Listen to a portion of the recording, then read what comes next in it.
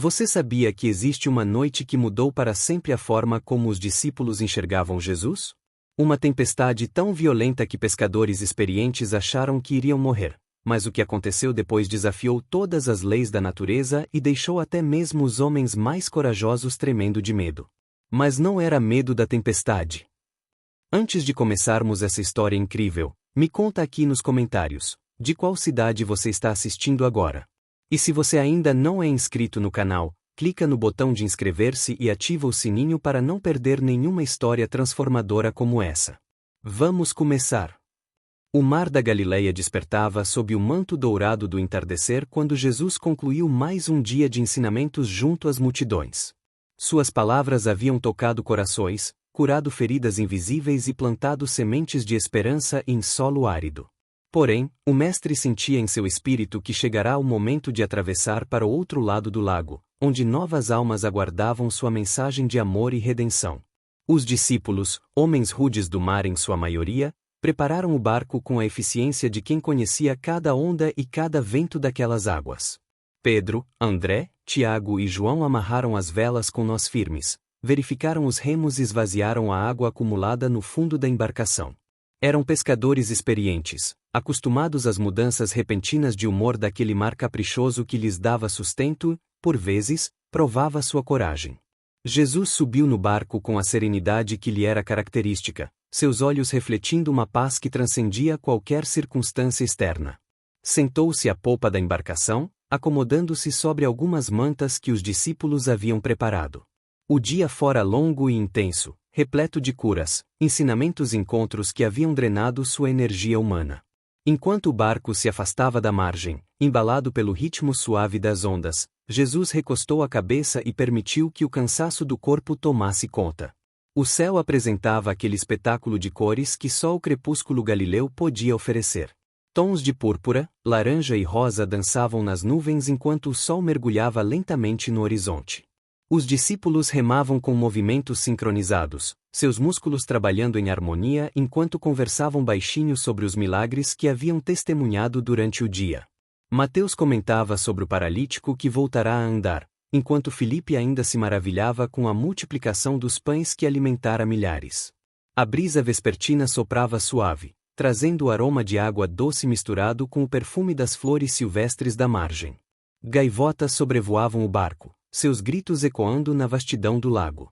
Tudo parecia perfeito, tranquilo, uma navegação rotineira como tantas outras que aqueles homens já haviam realizado. Jesus, entregue ao sono profundo, respirava compassadamente, alheio aos comentários animados de seus companheiros. No horizonte, porém, nuvens escuras começavam a se formar, ainda distantes, imperceptíveis para quem não estivesse atento. O mar da Galileia era conhecido por suas tempestades súbitas, geradas quando o ar frio das montanhas do Golã se chocava com o ar quente que subia da depressão onde o lago se encontrava. Os pescadores conheciam esse fenômeno, mas naquele momento, ocupados com suas conversas e com a rotina da navegação, não perceberam os primeiros sinais do que estava por vir. A água, antes calma e reflexiva como um espelho que duplicava o céu, começou a se agitar sutilmente. Pequenas ondulações surgiam aqui e ali, como se o próprio mar pressentisse a mudança iminente. O vento, que soprava suave e constante, passou a dar rajadas irregulares, fazendo a vela estalar ocasionalmente. Um ou dois discípulos olharam para o céu, franzindo a testa, mas continuaram remando, confiantes em sua capacidade de lidar com qualquer adversidade que o mar pudesse apresentar. Jesus permanecia dormindo profundamente à popa, seu rosto sereno como o de uma criança em sono tranquilo. Havia algo de extraordinário naquela cena, aquele homem que carregava o peso do mundo sobre os ombros, que conhecia os pensamentos mais íntimos de cada coração humano, que trazia em si a essência divina, ali estava, vulnerável em sua humanidade, entregue ao descanso necessário. Os discípulos olhavam ocasionalmente para ele, sentindo-se protegidos por sua presença, mesmo que adormecida. A mudança aconteceu com uma velocidade assustadora. As nuvens escuras que antes pontilhavam o horizonte distante agora avançavam como um exército imenso e ameaçador, engolindo o céu com uma voracidade impressionante. O vento, que momentos antes apenas brincava com as velas, transformou-se em uma força brutal que uivava ao redor do barco como uma criatura selvagem e faminta. O mar da Galileia, tão calmo e acolhedor sob o crepúsculo, revelava agora sua face mais aterrorizante. As ondas começaram a crescer de forma dramática, transformando-se em montanhas líquidas que se erguiam ao redor da pequena embarcação. O barco subia e descia violentamente, como um brinquedo nas mãos de uma criança furiosa. A madeira gemia sob a pressão das águas, rangendo em protestos que se misturavam aos gritos do vento. Gotas de chuva começaram a cair, primeiro esparsas, depois cada vez mais densas, até se transformarem em uma cortina impenetrável que obscurecia completamente a visão. Pedro, o mais experiente dos pescadores, sentiu o gosto amargo do medo na boca. Ele havia enfrentado tempestades antes, muitas delas, mas havia algo de diferente naquela. Era como se a própria natureza estivesse em convulsão, como se forças além da compreensão humana estivessem em ação. Ele gritou ordens para os outros discípulos, sua voz rouca lutando para se fazer ouvir acima do estrondo ensurdecedor da tempestade. Precisavam arriar as velas imediatamente antes que o vento as rasgasse ou virasse o barco. Tiago e João, irmãos de sangue e de labuta no mar, moviam-se com a urgência de quem conhece o perigo real. Suas mãos, calejadas por anos de trabalho com redes e cordas, lutavam contra os nós que o vento teimava em apertar ainda mais. A chuva fustigava seus rostos, cegando-os temporariamente, enquanto o convés escorregadio ameaçava jogá-los ao mar a cada movimento brusco do barco. André tentava manter o leme firme, mas a força das ondas era tão grande que o timão parecia ter vida própria. A água começou a invadir o barco com uma velocidade alarmante. Cada onda que batia no casco jogava litros e mais litros para dentro da embarcação. Mateus, que antes era coletor de impostos e não tinha a mesma experiência marítima dos pescadores, pegou um balde e começou a tirar água desesperadamente, mas parecia uma tarefa inútil. Para cada balde que ele jogava fora, 10 mais entravam. O barco estava ficando perigosamente pesado, afundando centímetro a centímetro na água revolta. Os relâmpagos rasgavam o céu com uma fúria incandescente, iluminando momentaneamente a cena apocalíptica. Por breves instantes, os discípulos podiam ver uns aos outros, rostos marcados pelo terror, olhos arregalados, bocas gritando palavras que se perdiam no rugido da tempestade. Os trovões seguiam-se aos relâmpagos quase instantaneamente, explosões ensurdecedoras que faziam o próprio ar vibrar. Era como se o céu e o mar tivessem declarado guerra um ao outro, e o pequeno barco com seus ocupantes estivesse preso no meio do campo de batalha. Filipe agarrava-se à borda do barco com todas as suas forças, os nós dos dedos brancos pela pressão. Uma onda particularmente grande havia quase o arrancado de dentro da embarcação momentos antes, e seu coração ainda batia descompassado pelo susto. Ele olhou ao redor, procurando por algum sinal de esperança, alguma indicação de que a tempestade estava diminuindo. Mas tudo o que via era escuridão, água e caos. O horizonte havia desaparecido completamente. Impossível distinguir onde terminava o mar e começava o céu.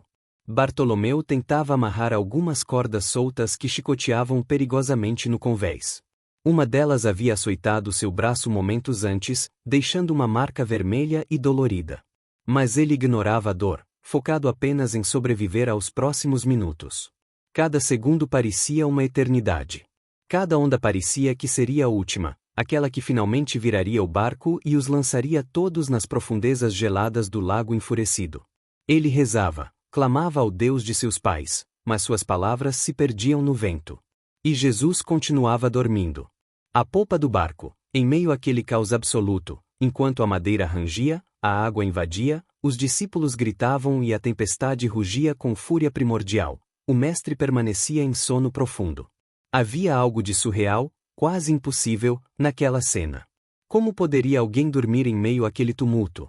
Sua respiração continuava calma e regular, seu rosto sereno como se estivesse deitado em uma cama confortável em uma noite tranquila. Os discípulos, entre uma tentativa e outra de salvar o barco, olhavam para ele com uma mistura de incredulidade, talvez, um toque de ressentimento crescente. Tomé foi o primeiro a verbalizar o que todos estavam pensando. Entre duas ondas que quase viraram a embarcação, ele gritou com todas as forças de seus pulmões: ele ainda está dormindo. Sua voz carregava uma mistura de descrença e pânico. Como era possível que o mestre, aquele que havia acalmado febres, expulsado demônios e ressuscitado mortos, permanecesse alheio ao perigo mortal que enfrentavam? A água já cobria seus tornozelos no fundo do barco, e o fim parecia cada vez mais inevitável. Pedro, lutando contra o leme que ameaçava arrancar-lhe os braços, tomou uma decisão. Não podiam continuar assim. Eles precisavam de ajuda, de um milagre, de algo além de suas próprias forças limitadas. Vou acordá-lo, gritou para os outros, sua voz mal conseguindo vencer o barulho da tempestade. Deixou o leme nas mãos trêmulas de André e arrastou-se pela embarcação que balançava violentamente, agarrando-se a tudo que encontrava pelo caminho. Cada passo era uma batalha. O convés inclinava-se em ângulos impossíveis, ora para um lado, ora para outro. A água que cobria o assoalho o fazia escorregar. Uma onda maior atingiu o barco lateral, jogando Pedro contra o mastro com uma força que lhe tirou o ar dos pulmões. Ele permaneceu ali por um momento, atordoado, sentindo o gosto metálico de sangue na boca. Mas a visão de Jesus dormindo, aparentemente indiferente ao perigo, deu-lhe forças renovadas. Levantou-se e continuou sua jornada desesperada em direção à popa. Quando finalmente chegou junto a Jesus, Pedro hesitou por uma fração de segundo. Havia algo de quase sacrilégio em acordar o mestre, em interromper seu descanso. Mas outra onda gigantesca atingiu o barco, e eles se inclinaram tanto que Pedro teve certeza de que iriam virar. A água invadiu ainda mais a embarcação, agora chegando às canelas de todos. Não havia mais tempo para hesitação. Com mãos trêmulas, parte pelo medo da tempestade, parte pela reverência, Pedro estendeu-se e sacudiu o ombro de Jesus. Mestre, gritou Pedro, sua voz carregada de desespero. Mestre, acorda. Vamos morrer. As palavras saíram como uma confissão agoniada, um reconhecimento de sua impotência diante das forças da natureza. Este homem que havia deixado tudo para seguir Jesus, que havia visto tantos milagres, que havia caminhado ao lado do Messias, agora enfrentava a possibilidade real de que tudo terminaria ali, afogados nas águas geladas do mar da Galileia. Os outros discípulos também se aproximaram, amontoando-se na popa do barco, abandonando temporariamente seus esforços inúteis de salvar a embarcação. Suas faces estavam pálidas, molhadas não apenas pela chuva, mas pelas lágrimas que alguns já não conseguiam conter. João, o mais jovem, tremia visivelmente, não apenas pelo frio da chuva, mas pelo terror que havia tomado conta de seu coração. Tiago tinha os lábios cerrados em uma linha fina, lutando para manter alguma compostura enquanto seu mundo desmoronava ao redor. Mestre, não te importas que pereçamos? Gritou alguém, talvez Mateus, a voz quebrando em uma mistura de medo e frustração. Era uma pergunta carregada de dor, uma indagação que nascia não apenas do medo da morte física, mas da sensação de abandono. Como podia ele dormir enquanto eles lutavam por suas vidas? Onde estava o cuidado, a proteção que esperavam daquele que haviam escolhido seguir? A tempestade não estava apenas testando sua capacidade de sobrevivência física, mas abalando as próprias fundações de sua fé. Jesus começou a despertar lentamente. Seus olhos se abriram, calmos e profundos como sempre, aparentemente desorientados por apenas um momento. Ele olhou ao redor, observando os rostos aterrorizados de seus discípulos, a água invadindo o barco, as ondas monstruosas, o céu negro rasgado por relâmpagos, o vento uivante que parecia querer arrancar o próprio mastro. E então, algo extraordinário aconteceu em seu semblante. Não era preocupação, não era medo. Era uma tristeza profunda e gentil, misturada com algo que poderia ser interpretado como decepção amorosa. Por que estáis com tanto medo? Perguntou Jesus, sua voz surpreendentemente clara mesmo em meio ao caos. Havia uma ternura infinita naquelas palavras, mas também um questionamento que cortava mais fundo que qualquer tempestade. Onde está a vossa fé? A pergunta pairou no ar por um momento, mais pesada que as nuvens negras acima deles, mais penetrante que a chuva gelada que os fustigava. Os discípulos ficaram em silêncio, incapazes de responder, confrontados não apenas com a fúria da natureza, mas com a fragilidade de sua própria confiança. Jesus levantou-se com uma elegância que contrastava dramaticamente com o caos violento ao seu redor. Enquanto os discípulos lutavam para manter o equilíbrio no barco que balançava selvagemente, ele permanecia firme, como se estivesse em terra sólida. A água que invadia a embarcação molhava suas vestes, mas ele parecia completamente alheio ao desconforto. Seu olhar varreu o horizonte escuro, observando a tempestade com a atenção de quem reconhece algo familiar, algo que está sob seu domínio. O vento continuava a rugir com uma força que parecia querer arrancar as próprias palavras da boca de qualquer um que tentasse falar. As ondas continuavam sua dança violenta, erguendo-se como montanhas líquidas ao redor do pequeno barco. Os relâmpagos rasgavam o céu em sequências cada vez mais rápidas, iluminando a cena com uma luz fantasmagórica e intermitente. Os trovões respondiam em um coro ensurdecedor que fazia todo o corpo vibrar. A criação parecia estar em convulsão total, em rebelião completa contra qualquer ordem ou paz. Jesus estendeu sua mão em direção ao vento e às ondas. Não era um gesto desesperado, não era uma súplica. Era o gesto de alguém que possui autoridade absoluta, o movimento de um rei dirigindo-se a seus súditos, de um criador falando com sua criação. Seus dedos apontavam firmemente para a tempestade, e seus olhos brilhavam com uma intensidade que nenhuma escuridão poderia ofuscar. Os discípulos, agarrados às bordas do barco, observavam com uma mistura de terror e expectativa, sem saber o que estava prestes a acontecer. E então, Jesus falou. Sua voz emergiu clara e poderosa, cortando o rugido da tempestade como uma espada afiada cortando pano. Silêncio, ordenou ao vento, e a palavra carregava consigo o peso da autoridade divina, a força da palavra que trouxera mundos à existência. Acalma-te, disse às ondas, e havia em seu tom não raiva ou frustração, mas simplesmente o comando firme de quem tem o direito absoluto de ser obedecido. Era a voz que havia dito haja luz no princípio de todas as coisas. O que aconteceu a seguir desafiava toda a lógica natural, toda a compreensão humana das leis da física e da natureza. O vento, que momentos antes uivava com a fúria de 1000 demônios, começou a diminuir. Não gradualmente, como seria natural, mas de forma abrupta e imediata. Era como se uma mão invisível tivesse simplesmente decidido parar todo o movimento do ar. As rajadas violentas transformaram-se em brisas cada vez mais suaves, depois em um sussurro quase imperceptível, até que finalmente cessaram por completo. Um silêncio estranho e profundo desceu sobre o lago. As ondas, aquelas montanhas de água que ameaçavam engolir a embarcação, começaram a se aquietar. Uma a uma, foram diminuindo de tamanho, como gigantes cansados que finalmente se curvam para descansar. As cristas espumosas que coroavam cada onda dissolveram-se, a superfície agitada começou a se alisar. Era um espetáculo sobrenatural, impossível, como assistir a um filme sendo reproduzido ao contrário. A água, que segundos antes estava em tumulto caótico, começou a se acomodar em uma calma que transcendia a normalidade. Em questão de momentos, o mar da Galileia estava completamente calmo. Não havia nem mesmo aquelas pequenas ondulações que são naturais em qualquer corpo d'água. A superfície tornou-se como vidro polido, um espelho perfeito que refletia o céu. Era uma calma antinatural, uma quietude tão completa que era quase ensurdecedora em seu silêncio. Não havia vento, não havia ondas, não havia movimento algum. Era como se o próprio tempo tivesse parado, como se a criação inteira tivesse prendido a respiração diante do comando de seu Criador. As nuvens negras que haviam coberto completamente o céu começaram a se dispersar com uma velocidade que rivalizava com aquela com que haviam chegado.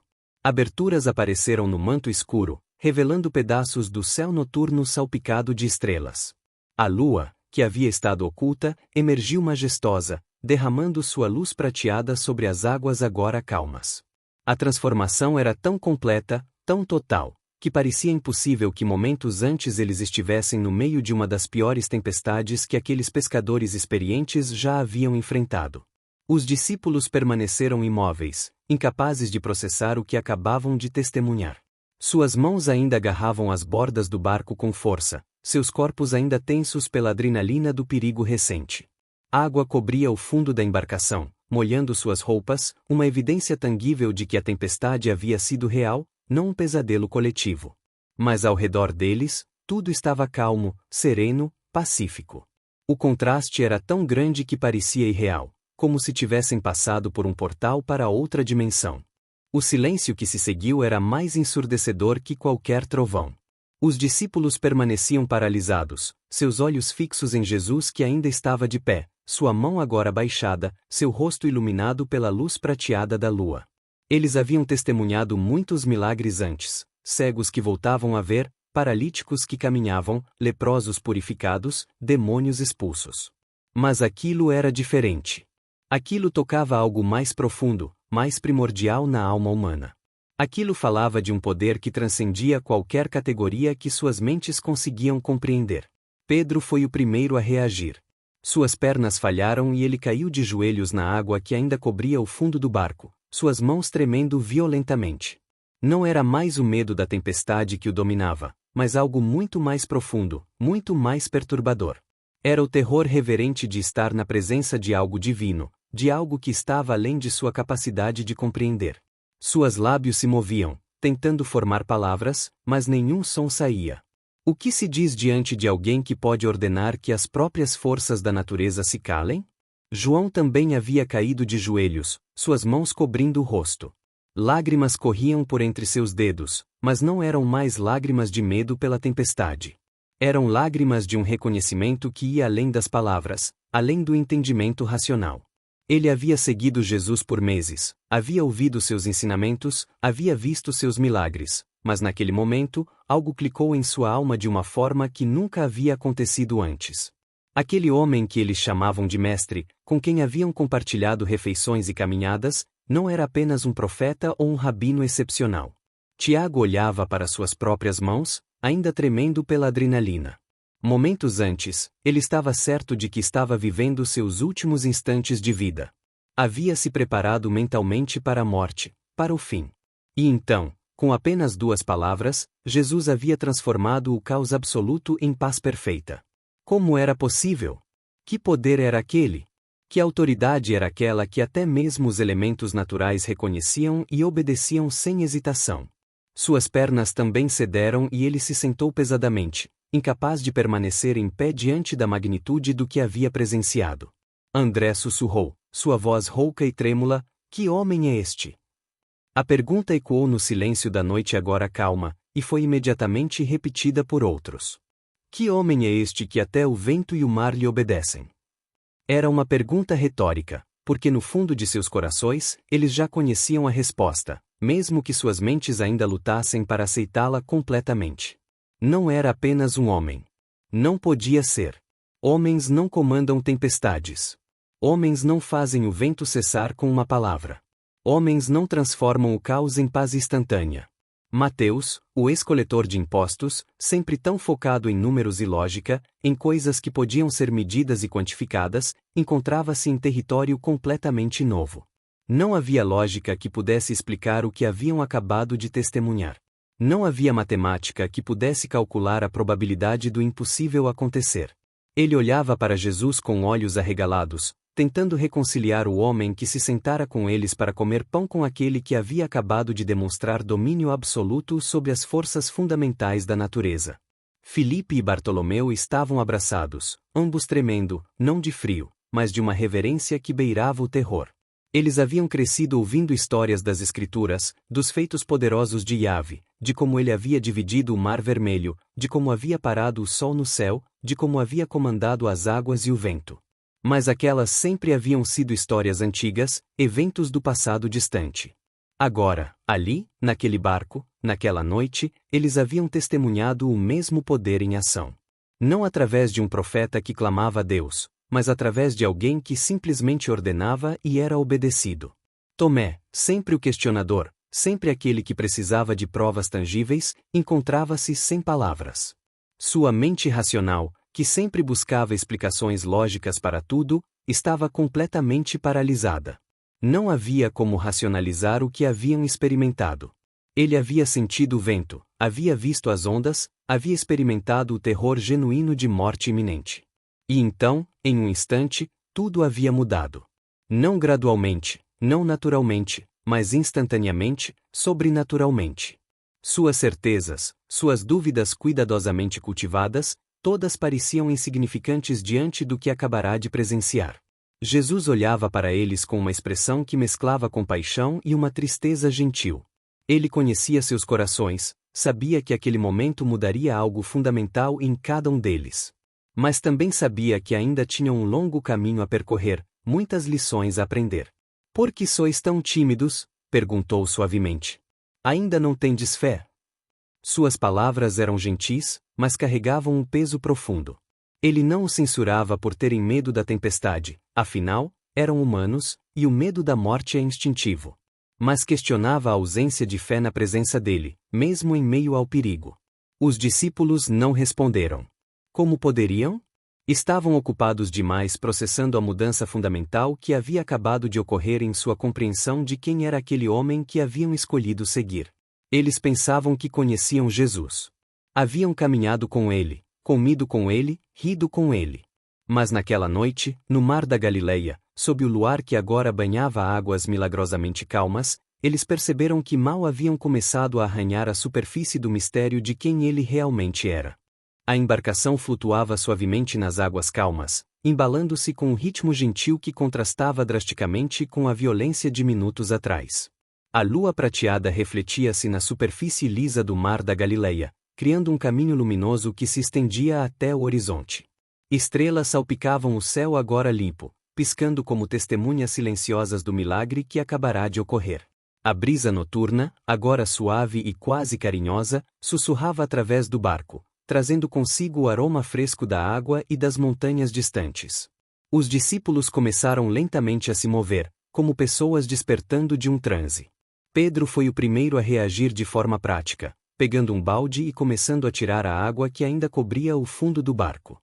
Seus movimentos eram mecânicos, automáticos, como se ele precisasse fazer algo tangível para processar o que havia acabado de experimentar. André juntou-se a ele, e logo outros também estavam trabalhando, esvaziando o barco, organizando as cordas que haviam sido deixadas em desordem pela tempestade. Mas enquanto trabalhavam, eles conversavam em sussurros reverentes. Vocês viram? Perguntavam. Ele apenas falou, e tudo parou, respondia outro, sua voz carregada de admiração e incredulidade. O vento, simplesmente cessou. Como se nunca tivesse existido. E as ondas, elas se deitaram como ovelhas obedientes ao comando do pastor. Cada um compartilhava sua perspectiva, tentando coletivamente dar sentido ao impossível que haviam testemunhado. Era como se, falando sobre isso, pudessem torná-lo de alguma forma mais real, mais compreensível. Jesus havia se sentado novamente, observando seus discípulos com olhos que continham uma profundidade oceânica de compreensão e amor. Ele sabia que aquele momento seria um marco na jornada de fé deles. Haveria outros testes, outras provações, outros momentos em que sua confiança seria desafiada. Mas sempre poderiam olhar para trás, para esta noite no mar, e lembrar. Lembrar que aquele que estava com eles era maior que qualquer tempestade, mais poderoso que qualquer adversidade, mais forte que até mesmo a morte em si. João aproximou-se timidamente de Jesus, ainda com lágrimas nos olhos. Ele se sentou próximo ao mestre, não ousando falar, mas buscando conforto em sua presença. Jesus colocou uma mão gentil sobre o ombro do jovem discípulo, um gesto simples de afeição e reasseguramento. Não eram necessárias palavras. Naquele toque havia compreensão, aceitação do medo que João havia sentido, e também um encorajamento silencioso para que sua fé crescesse além de suas limitações humanas. Tiago observava o horizonte, onde momentos antes nuvens negras dominavam o céu. Agora tudo estava claro, sereno, como se a tempestade nunca tivesse existido. Mas ela havia existido. Eles tinham as roupas molhadas para provar, os músculos doloridos de tanto lutar contra o vento e as ondas, os corações ainda acelerados pela descarga de adrenalina. E tinham a memória indelével daqueles momentos de puro terror, seguidos pela transformação instantânea em paz perfeita. Mateus, sempre observador atento aos detalhes, pensava nas implicações do que havia testemunhado.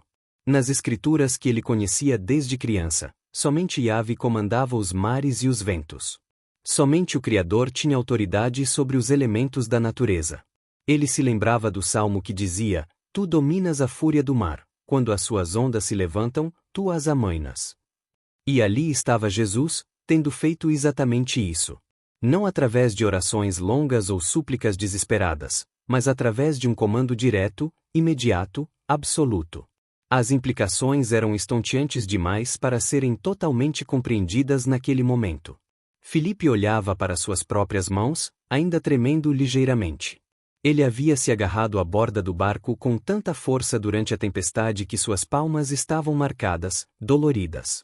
Mas a dor física era insignificante comparada à revolução que estava acontecendo em seu interior.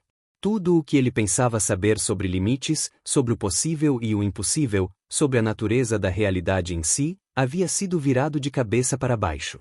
E de alguma forma, em vez de se sentir perdido, ele sentia uma estranha sensação de estar encontrando algo, ou alguém, pela primeira vez de verdade. Bartolomeu aproximou-se de Pedro, que ainda trabalhava tirando água do barco. Pedro, disse ele baixinho, você percebe o que isso significa? Ele não orou pedindo que Deus acalmasse a tempestade. Ele simplesmente ordenou. Como se a tempestade fosse um servo sob seu comando. Pedro parou o que estava fazendo, o balde ainda nas mãos, e olhou para Bartolomeu.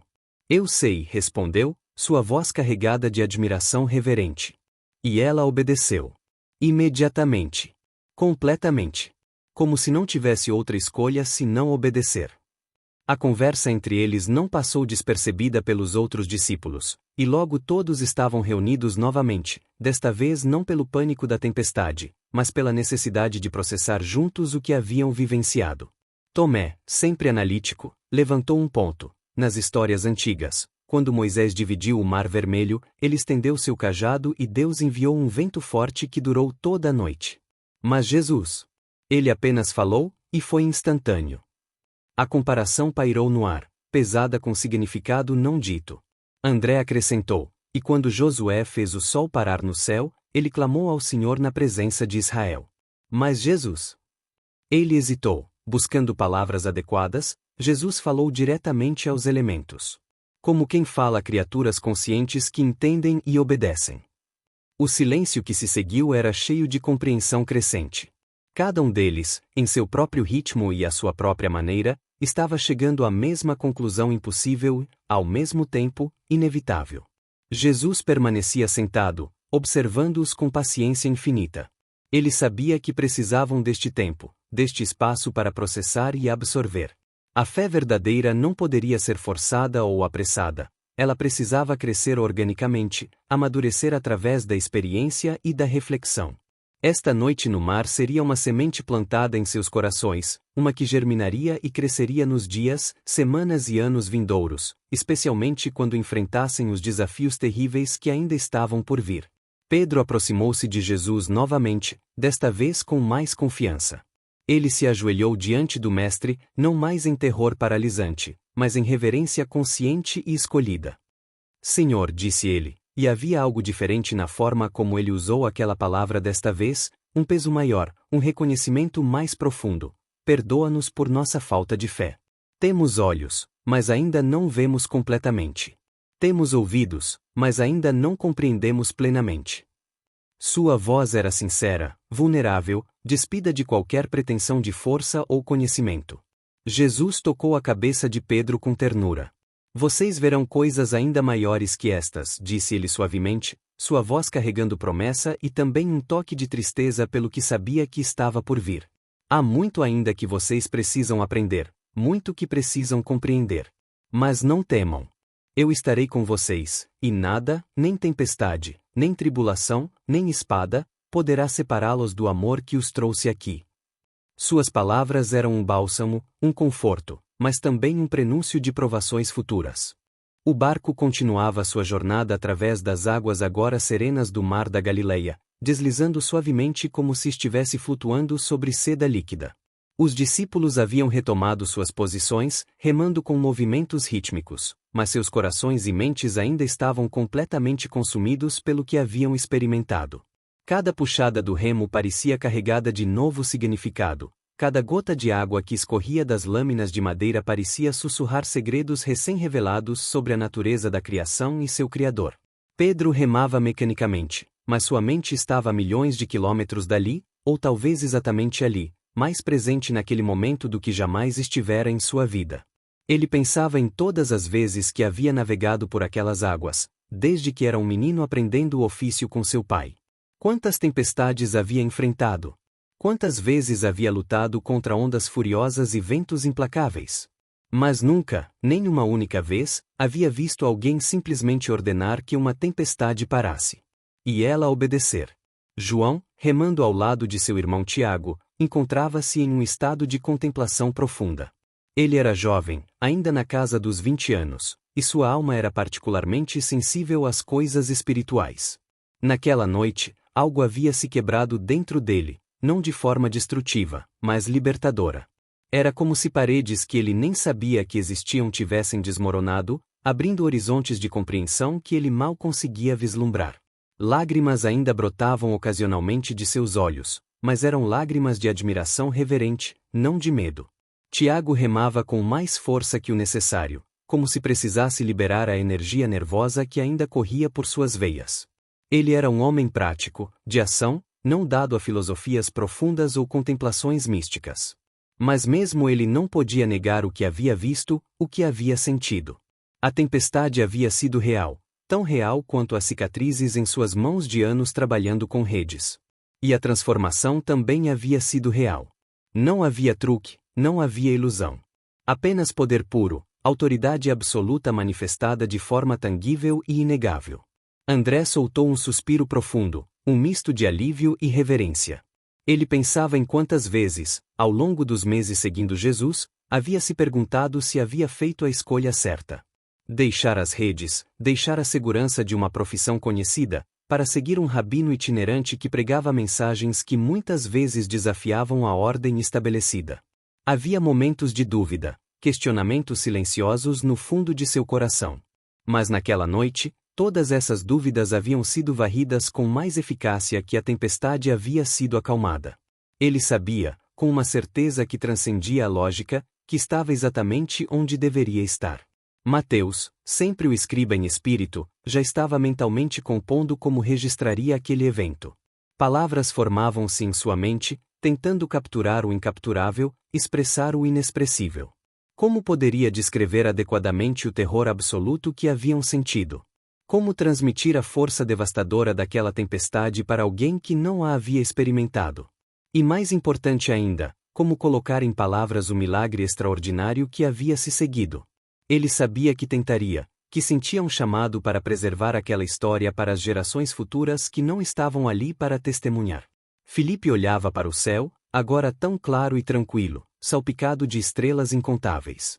Cada estrela parecia brilhar com mais intensidade, como se também estivesse celebrando o que havia acontecido.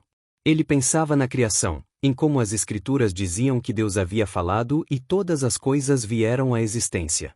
Ele falou, e tudo se fez, mandou, e logo tudo apareceu. E ali estava Jesus, usando esse mesmo poder criativo para desfazer o caos, para restaurar a ordem, para trazer paz do tumulto. As implicações eram tão vastas que sua mente não conseguia abarcá-las todas. Bartolomeu conversava baixinho com Tomé, ambos tentando processar o evento através do diálogo. Você percebe, dizia Bartolomeu, que isto não é apenas sobre acalmar uma tempestade? É sobre quem ele realmente é. Apenas Deus tem esse tipo de autoridade sobre a criação. Tomé, geralmente rápido em levantar objeções e buscar explicações alternativas, apenas assentiu lentamente. Eu sei, respondeu, sua voz incomumente suave. Eu vi com meus próprios olhos. Não há como explicar isso de outra forma. Nenhuma. A conversa entre eles atraiu a atenção de outros, e logo um grupo maior estava discutindo as implicações teológicas do que haviam testemunhado. Lembram, disse alguém, quando ele perdoou aquele paralítico de seus pecados, e os fariseus disseram que era blasfêmia porque só Deus pode perdoar pecados. Outro acrescentou, e quando ele curou no sábado, dizendo que era senhor do sábado. As peças de um quebra-cabeça imenso estavam começando a se encaixar em suas mentes, formando uma imagem que era ao mesmo tempo emocionante e assustadora em suas ramificações. Pedro, ouvindo a conversa, lembrou-se de um dia anterior quando Jesus havia lhes perguntado, quem dizeis que eu sou? E ele, Pedro, havia respondido, tu és o Cristo, o Filho do Deus vivo. Naquele momento, ele havia dito aquelas palavras com convicção, mas agora, depois desta noite, elas carregavam um peso totalmente novo. Ele não apenas acreditava que Jesus era o Messias, ele havia visto evidência tangível e inegável de sua natureza divina. As palavras que ele havia proferido antes por fé agora eram confirmadas por experiência direta. Jesus continuava em silêncio, permitindo que seus discípulos processassem e discutissem. Havia sabedoria em seu silêncio. Às vezes, as lições mais importantes precisam ser descobertas, não apenas ensinadas. Ele poderia ter lhes dito explicitamente quem ele era, explicado em termos teológicos precisos sua relação com o Pai, sua autoridade sobre toda a criação. Mas em vez disso, ele optou por demonstrar, permitindo que eles chegassem às suas próprias conclusões através da experiência vivida. Uma fé nascida da experiência é sempre mais profunda e duradoura que uma fé baseada apenas em palavras. O barco aproximava-se gradualmente da margem oposta do lago. A terra firme tornava-se cada vez mais visível sob a luz da lua. Eles haviam atravessado não apenas um corpo de água, mas também haviam passado por uma espécie de portal espiritual. Os homens que estavam prestes a pisar em terra seca não eram mais os mesmos que haviam partido da margem oposta horas antes. Haviam sido transformados, expandidos, levados a um novo nível de compreensão e fé. E embora ainda tivessem muito a aprender, embora ainda fossem imperfeitos e propensos a dúvidas, algo fundamental havia mudado neles naquela noite no mar. Quando o barco finalmente tocou a areia da margem, o céu a leste já começava a clarear com os primeiros sinais do amanhecer. Faixas de rosa pálido e dourado começavam a pintar o horizonte, anunciando um novo dia. Os discípulos desembarcaram em silêncio, seus movimentos lentos e quase cerimoniais, como se estivessem pisando em solo sagrado. E de certa forma, toda a terra era sagrada agora que haviam visto tão claramente a mão do Criador em ação. Cada grão de areia sob seus pés, cada pedra, cada folha de grama, tudo parecia pulsar com um novo significado. Jesus foi o último a desembarcar, movendo-se com sua graça habitual. Ele olhou para trás, através das águas que haviam atravessado, águas que agora refletiam os primeiros raios do sol nascente. Uma leve brisa matinal soprava, gentil e acolhedora, tão diferente dos ventos furiosos de horas atrás. Ele virou-se para seus discípulos, que se agrupavam ao seu redor como filhotes em torno de sua mãe, buscando proximidade e reasseguramento após a provação que haviam passado. Venham, disse Jesus simplesmente, indicando com a cabeça um local próximo onde poderiam descansar. Eles o seguiram, estabelecendo-se sob um grupo de árvores que ofereciam sombra e proteção. Alguém acendeu um pequeno fogo, mais para conforto que por necessidade, e eles se sentaram ao redor das chamas que dançavam alegremente. O calor era reconfortante para corpos ainda úmidos pelas águas da tempestade, e a luz do fogo criava uma atmosfera de intimidade e segurança. Por um longo tempo, ninguém falou. Eles simplesmente sentaram-se ali, juntos, cada um perdido em seus próprios pensamentos e orações silenciosas. O som das ondas suaves lambendo a praia, o crepitar do fogo, o despertar dos pássaros matinais nas árvores ao redor, tudo contribuía para uma sensação de paz profunda e renovação.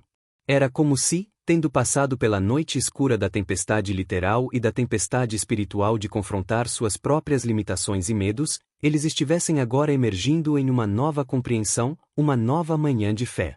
Pedro olhava para as mãos abertas diante dele, virando-as lentamente. Estas eram as mãos que haviam puxado redes pesadas milhares de vezes, mãos que conheciam o trabalho duro e honesto. Mas agora ele entendia que essas mãos haviam sido chamadas para algo maior que pescar peixes. Jesus havia lhe dito uma vez que o faria pescador de homens, e ele havia entendido isso como uma metáfora agradável. Mas agora, depois desta noite, ele compreendia a magnitude real daquele chamado.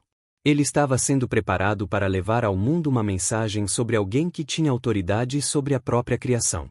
João, sempre o mais contemplativo e místico dos discípulos, fechou os olhos e permitiu que a memória da noite lavasse sobre ele novamente.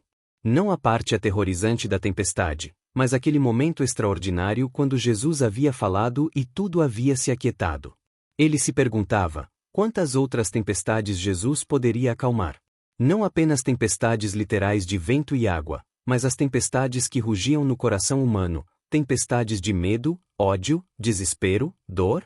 Se ele podia comandar os elementos naturais com tal autoridade, que outras impossibilidades poderiam se tornar possíveis em sua presença? Tiago pensava em sua mãe, em sua família, em todos aqueles que amava e que ainda não haviam conhecido Jesus. Ele sentiu uma urgência renovada de compartilhar o que havia experimentado. Como poderia manter isso para si mesmo? Como poderia não contar ao mundo que o Messias prometido, o Filho de Deus, estava entre eles? Sim, ele sabia que Jesus muitas vezes pedia que não divulgassem amplamente seus milagres, mas certamente chegaria o tempo quando essa verdade precisaria ser proclamada dos telhados. E quando esse tempo chegasse, Tiago estaria pronto. André olhava para Jesus, que estava sentado calmamente, seu rosto iluminado pelo fogo, observando os discípulos com aquele olhar que parecia ver através de todas as defesas e máscaras, direto ao coração. Ele pensava em como Jesus era ao mesmo tempo tão humano e tão divino. Ele ficava cansado, precisava dormir. Ele sentia fome, experimentava emoções. E ainda assim, ele tinha poder sobre a natureza em si. Era um mistério profundo, algo que talvez nunca pudesse ser totalmente compreendido intelectualmente, mas que podia ser conhecido no coração, experimentado na vida. Mateus já estava fazendo cálculos mentais diferentes dos que costumava fazer em seus dias como coletor de impostos. Ele estava tentando calcular quantas pessoas precisavam ouvir esta história, quantas vidas poderiam ser transformadas pelo conhecimento de que Jesus não era apenas um professor sábio ou um profeta inspirado, mas algo infinitamente maior. As implicações eram globais, universais. Se Jesus era realmente quem aquela noite havia revelado que ele era, então sua mensagem não era apenas para os judeus, não apenas para Galileia ou Judeia, mas para toda a humanidade. Filipe quebrou o silêncio, sua voz suave mais clara na quietude da manhã: Mestre, por que nós? Porque fomos escolhidos para estar naquele barco esta noite, para testemunhar o que testemunhamos. Era uma pergunta honesta, sem falsas modéstias. Ele genuinamente se perguntava por que havia sido concedido a eles o privilégio extraordinário de ver tão claramente a glória e o poder de Jesus manifestados. Jesus olhou para Filipe, e então seu olhar percorreu o círculo, fazendo contato visual com cada um deles. Vocês foram escolhidos não por causa de quem vocês são, disse ele gentilmente, mas por causa de quem vocês se tornarão. Esta noite foi apenas o começo de sua jornada de compreensão. Haverá mais desafios, mais tempestades, algumas literais, outras metafóricas. Haverá momentos em que vocês se sentirão perdidos, momentos em que duvidarão, momentos em que pensarão que não podem continuar. Ele fez uma pausa, deixando suas palavras penetrarem. Mas sempre se lembrem desta noite. Lembrem-se de que aquele que está com vocês é maior que qualquer tempestade que possam enfrentar. Lembrem-se de que a mesma autoridade que acalmou os ventos e as ondas está disponível para vocês em seus momentos de necessidade. E lembrem-se de que vocês foram chamados não para uma jornada fácil, mas para uma jornada significativa, uma jornada que mudará o curso da história humana. As palavras de Jesus pairaram no ar, carregadas de promessa e também de prenúncio. Os discípulos não podiam saber naquele momento quão proféticas essas palavras seriam. Eles não podiam prever as tempestades que viriam, a crucificação, a ressurreição, as perseguições, os martírios. Mas quando essas tempestades chegassem, eles se lembrariam. Eles se lembrariam da noite no mar da Galileia quando viram com seus próprios olhos que Jesus tinha autoridade sobre toda a criação. Bartolomeu acrescentou outro pedaço de lenha ao fogo, as chamas crepitaram e se ergueram mais alto por um momento, lançando sombras dançantes nas faces reunidas. Então o que fazemos agora? Perguntou ele, falando pelo grupo. Como vivemos com o conhecimento do que vimos? Era a pergunta essencial, a ponte entre experiência e ação, entre revelação e resposta. Jesus sorriu, um sorriso que carregava tanto calor quanto o fogo diante deles. Vocês vivem com fé, respondeu ele simplesmente. Fé não é ausência de medo. Vocês tiveram medo esta noite, e estava tudo bem. Fé é confiar mesmo quando tem medo, é acreditar mesmo quando não conseguem ver o caminho à frente. Fé é lembrar quem eu sou, especialmente nos momentos quando parece que estou dormindo, quando parece que não estou atento ao perigo que vocês enfrentam. Tomé, que havia ficado quieto por muito tempo, finalmente falou: Eu sempre fui aquele que precisa de provas, de evidências tangíveis. E esta noite eu tive mais prova do que poderia ter imaginado pedir. Mas, mestre, o que digo àqueles que não estavam aqui? Como convenço alguém que não viu o que vimos? Era uma preocupação legítima, a questão de como transmitir a realidade de uma experiência transcendente para aqueles que não a vivenciaram. Você não os convence, respondeu Jesus. Você simplesmente conta sua história. Você vive sua vida de tal forma que reflete a realidade do que experimentou. E confia que o mesmo Espírito que estava no trabalho naquela tempestade está no trabalho nos corações daqueles que ouvem. A verdade tem seu próprio poder, Tomé. E a verdade de quem eu sou eventualmente se revelará a todos aqueles que têm olhos para ver e ouvidos para ouvir. O sol havia agora subido completamente acima do horizonte, banhando tudo em luz dourada. Um novo dia havia começado, literalmente e figurativamente. Os discípulos começaram a se levantar, esticando músculos doloridos, preparando-se para continuar sua jornada. Mas nenhum deles era mais o mesmo. A tempestade que havia parado para ouvir Jesus havia também parado dentro deles, trazendo uma calma e uma certeza que não haviam conhecido antes. Pedro foi o último a se levantar. Ele olhou mais uma vez para o mar da Galileia, agora brilhando pacificamente sob o sol da manhã, tão calmo que era difícil acreditar que apenas horas antes estava em tumulto absoluto. Mas a água acumulada no barco, suas roupas ainda úmidas, seus músculos cansados, tudo isso testemunhava a realidade da tempestade. E a transformação em seu coração testemunhava a realidade ainda maior do milagre. Estou pronto, disse Pedro, falando para si mesmo tanto quanto para Jesus. Não sei para o que exatamente, não sei o que virá, mas estou pronto.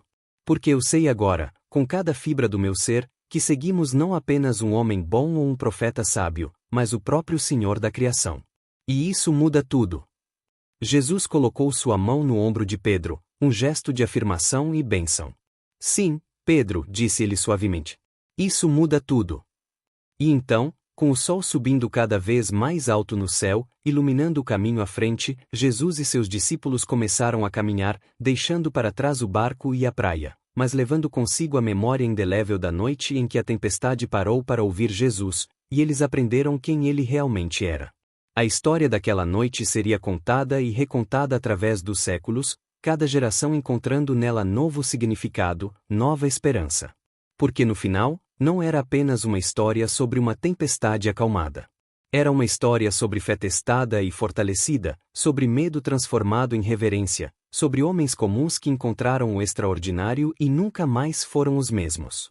E para todos aqueles que, através dos tempos, enfrentariam suas próprias tempestades, seria um lembrete de que existe alguém que tem autoridade sobre todos os ventos e ondas da vida, alguém cuja palavra pode trazer paz mesmo no meio do caos mais absoluto.